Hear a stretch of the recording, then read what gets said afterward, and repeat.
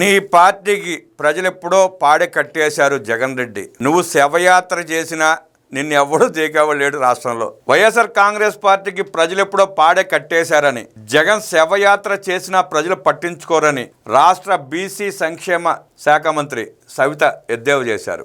Arrest భయంతో diversion రాజకీయాలకు కొత్త డ్రామా మొదలుపెట్టాడని, పాదయాత్ర సంగతి తర్వాత ముందు అసెంబ్లీకి వచ్చి పులివెందుల సమస్యలపై మాట్లాడాలని జగన్కు హితవు పలికారు మంత్రి సవిత. తాడేపల్లిలోని పాతూరు జంక్షన్ లో మంత్రి నారా లోకేష్ జన్మదిన వేడుకలో సవిత పాల్గొన్నారు. ఈ సందర్భంగా ఆమె స్థానిక టీడీపీ నాయకులతో కలిసి భారీ కేక్ కట్ చేసి ప్రసంగించారు. రాష్ట్రాభివృద్ధికి రాష్ట్ర ఐటీ విద్యాశాఖ మంత్రి నారా లోకేష్ పాత్ర అల్లు పెరగని కృషి చేస్తున్నారని, తండ్రికి తగ్గ తనయుడిగా పెట్టుబడుల సేకరణలో ఏపీని అగ్రగామిగా నిలబెట్టారని కొనియాడారు.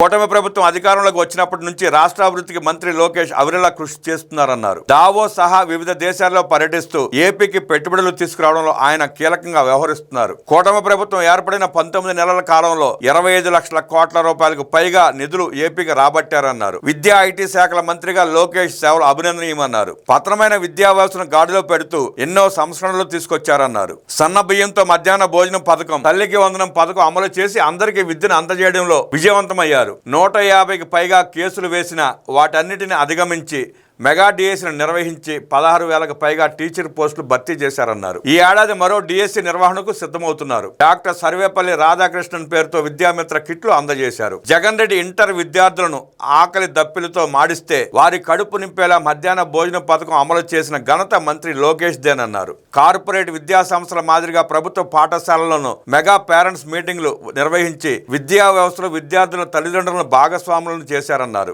రాజ్యాంగ వ్యవస్థల పట్ల విద్యార్థులకు అవగాహన కల్పించాలన్న ఉద్దేశంతో మాక్ అసెంబ్లీ నిర్వహించారన్నారు. ఒక్క ఛాన్స్ అంటూ అధికారంలోకి వచ్చిన జగన్ రెడ్డి వ్యవస్థలను అతలాకుతలం చేశారని మంత్రి సవిత మండిపడ్డారు. ఆయన అసమర్థ పాలన వల్ల రాష్ట్రం 20 ఏళ్లు వెనక్కి వెళ్లిపోయిందని, ఈడీ విచారణలో మాజీ ఎంపీ విజయసాయిరెడ్డి ఎక్కడ నిజాలు బయట పెడతాడోనని, అరెస్ట్ భయంతో జగన్ డైవర్షన్ రాజకీయాలకు తెరతీశాడన్నారు. పాదయాత్ర చేస్తారంటూ ప్రజలను డైవర్ట్ చేసే డ్రామాకు తెరతీశారన్నారు. వైసీపీకి ప్రజలు ఎప్పుడో పాడి కట్టేశారన్నారు. ఆయన ఏ యాత్ర చేసినా ఎవరు పట్టించుకోరని, అనంతరం మహిళలకు మంత్రి సవిత చీరలు పంపిణీ చేశారు. మంత్రి లోకేష్ జన్మదిన సందర్భంగా టీడీపీ నాయకులు పెద్ద ఎత్తున బాణసంచా కాల్చారు. ఉండవల్లిలోని కరకట్ట వద్దున్న చిగురు ఆశ్రమంలో అనాథ చిన్నారుల మధ్య మంత్రి నారా లోకేష్ బర్త్డే వేడుకలు ఘనంగా నిర్వహించారు మంత్రి సవిత.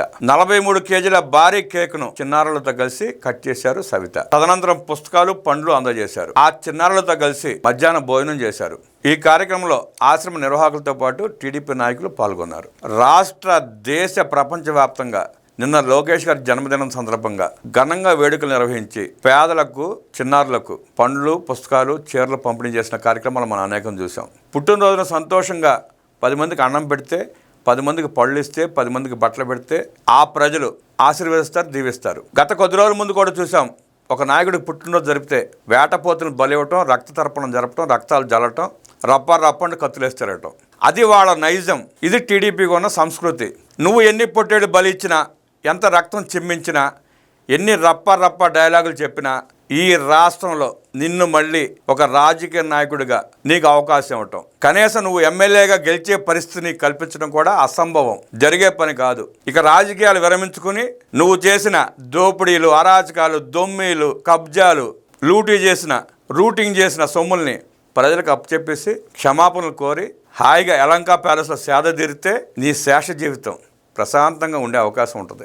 గతంలో నీ తండ్రి ముఖ్యమంత్రిగా చేసుకున్నప్పుడు చేసిన దోపిడీలకి, అరాచకాలకి, ఆ కేసులకి అట్టాగు నీకు శిక్ష పడక తప్పదు. ఇవాళ కాదు రేపు, రేపాత ఎల్లుండి నువ్వు తిహార్ జైలుకి వెళ్ళి భజన చేసుకోవాల్సిన పరిస్థితి నీకుంటే నువ్వు ప్రభుత్వం గురించి మాట్లాడటం విడ్డూరంగా, వింతగా, అసహ్యంగా ఉంది జగన్ రెడ్డి. ఇక్కడ కార్యక్రమాలు మానేసి జైళ్ళు, కోర్టులు, బెయిళ్ళు ఆ సంగతి వరకు చూసుకుంటే పరిమితమవు.